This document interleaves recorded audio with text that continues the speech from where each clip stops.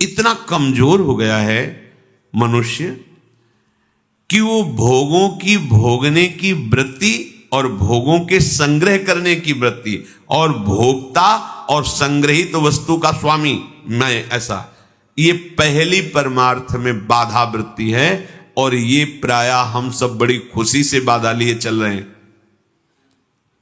देखो ये बड़ा सूक्ष्म, चूंकि देखो अध्यात्म है, अध्यात्म तो जगत से बिल्कुल ऐसे है। कोई बड़े भाग्यशाली जन होते हैं जो सुनना चाहते हैं, उनसे भी बड़े भाग्यशाली जन होते हैं जो चलना चाहते हैं, उनसे भी बड़े भाग्यशाली जन जो चल रहे हैं, उनसे भी बड़े भाग्यशाली हैं जो महत्व रखकर चलते हुए उसका अनुभव कर रहे हैं।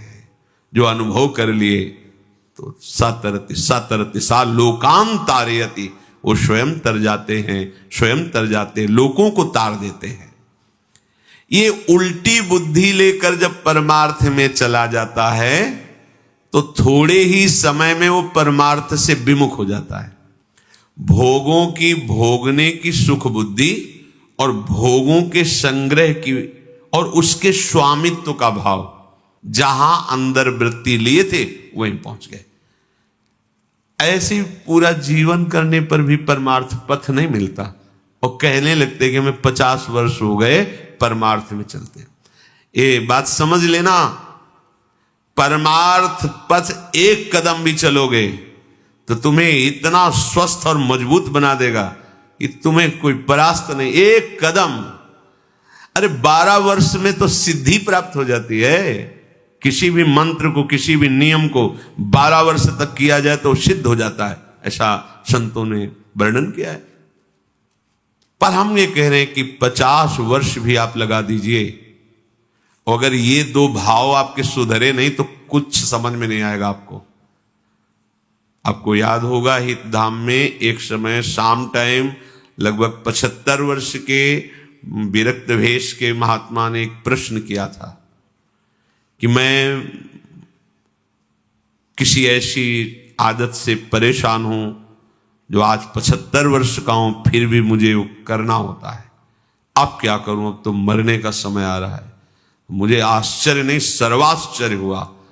पूरा जीवन भगवत मार्ग में चलने का प्रमाण देने वाला कि मैं भगवत मार्ग का पथिक हूं, 75 वर्ष की अवस्था में वो अपनी उस वृत्ति को नहीं छोड़ पाया जो भगवान से विमुख करती है।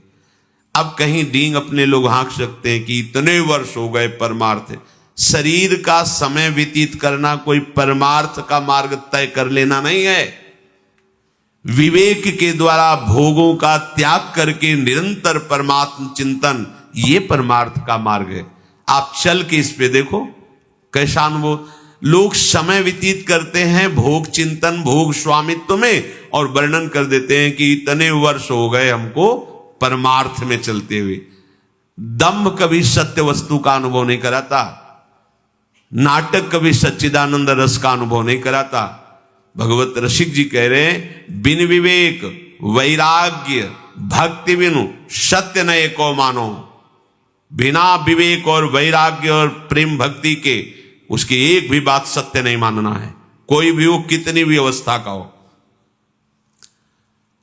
ऐसा जरूरी नहीं कि कोई कितनी भी अवस्था का वयोवृद्ध या कोई, उसकी बात हमें माननी ही है, सुननी है, ऐसा नहीं। भगवान सुखदेव जी 16 वर्ष की अवस्था के हैं।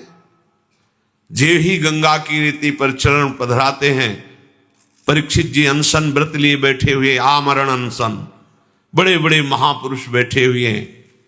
श्री सुखदेव जी के पिता पितामह आदि सब बैठे हुए हैं। जे ही देखा दिगंबर भेष, शरीर की शुद्धि नहीं, श्री कृष्ण प्रेम में मतवाले सब खड़े हो गए थे। सब 16 वर्ष की अवस्था के सुखदेव जी और 10-10 हजार वर्ष जिनकी केवल तपस्या साधनाएं, वो सब महापुरुष खड़े हो गए। क्यों?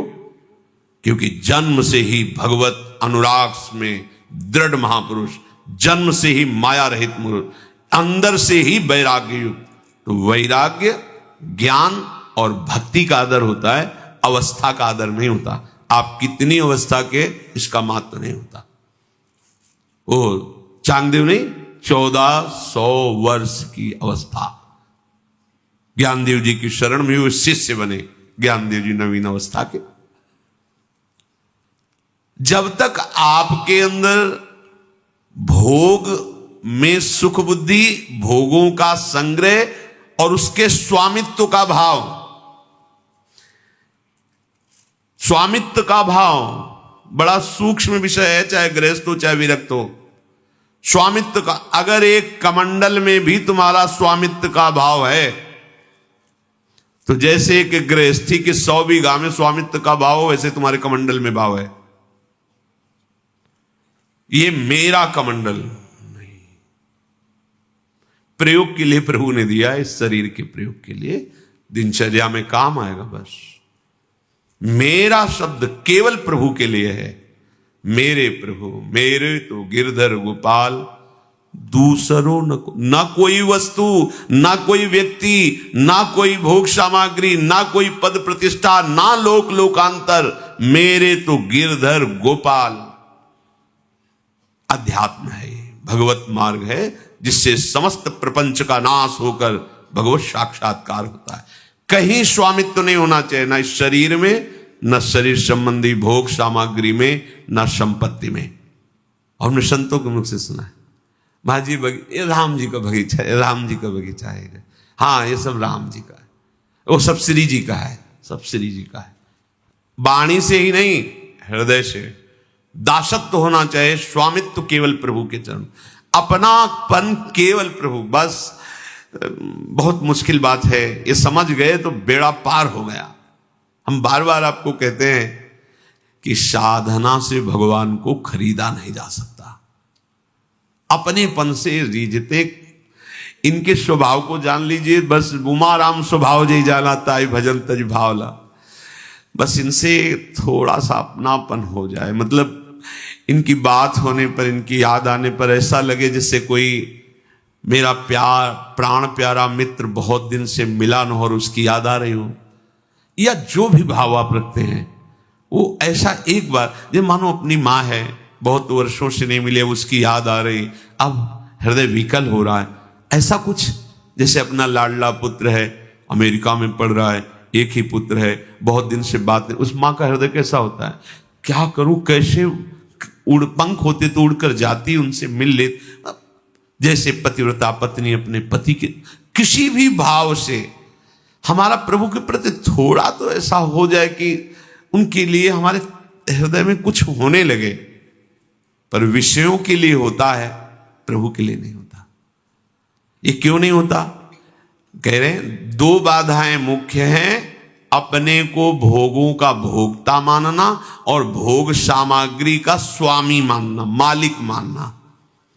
जिसके अंदर ये 2 बुद्धि, उसकी बुद्धि उल्टी ही चलेगी, कभी प्रभु के सन्मुख नहीं चलेगी। ध्यान रखना।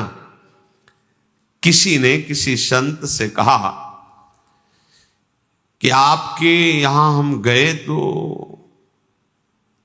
ऐसा भक्ति का रंग चढ़ा कि हफ्ता 10 दिन तो, फिर इसके बाद पता नहीं गया स्थाई क्यों नहीं चढ़ा। स्थाई होना चाहिए। तो देखो हम आपको बताएं, संतों के यहां चिंगारी दी जाती है और उसको सुरक्षित रख के ज्वाला बनाना तुम्हारा कर्तव्य है। अगर आपने चिंगारी पे एक चुल्लू जल डाल दिया, फिर बोलो ये ज्वाला क्यों नहीं हुई? नहीं। जहां तुम्हारे अंदर चिंगारी भी नहीं थी, वासना का साम्राज्य था, वहां जाते ही भक्ति की चिंगारी लग गई। अब तुम्हारा कर्तव्य है कि उस चिंगारी को ज्वाला रूप बनाना। नाम का जप, नाम का कीर्तन, लीला का गायन, प्रभु के भक्तों के चरित्रों का गायन, सुख देने की भावना से जीव जंतु पशु पक्षी सबकी सेवा की भाव। अभी देखो भक्ति रंग ले आएगी। अब यहां से गए और विषय चिंतन में, विषयों के खेल में तो शांत तो हो ही जाएगी।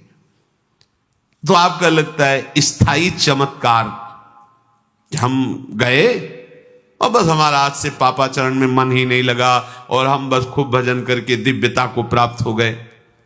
ऐसा कहीं नहीं। आप भजन कर रहे हो, संतों का संग मिलेगा, उसमें और रंग बढ़ेगा। आप भजन नहीं कर रहे हो, संतों का संग मिलेगा, भजन की तरफ झुकाव होगा। अब संभालना आपको है कि वो जो चिंगारी वो जो झुकाव है वो वेग से उधर दौड़ पड़े, कहीं कुसंग ना हो जाए।